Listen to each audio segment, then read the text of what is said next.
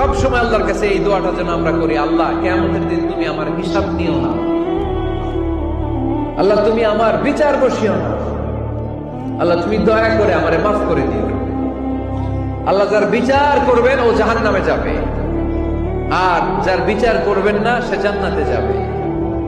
আল্লাহ যদি বিচার করে আর পাই টু পাই হিসাব নেয়, নামাজ পড়লি না কেন, রোজা রাখলি না কেন, মিথ্যা বললি কেন, খাদ্যে ভেজাল দিলি কেন, মাছে ফরমালিন দিলি কেন, যৌতুক খাইলি কেন, ঘুষ খাইলি কেন, উল্টাপাল্টা করলি কেন, জিনা করলি কেন, একটার পর একটা প্রশ্ন বানে যদি সেই ভয়ঙ্কর দিনে আল্লাহ আমাদেরকে জর্জরিত করে, আমাদের কোন উত্তর আছে? সেদিন আমাদের বাঁচার কোন উপায় আছে? তাই আমরা সবাই আল্লাহর কাছে দোয়া করবো, আল্লাহ কোনো বিচার টিচার মানি না, কোনো বিচার করতে পারবো না, দয়া করবা। কথা কয় না? কি করবে? এবার আওয়াজ করে বলেন, বিচার চান না দয়া চান?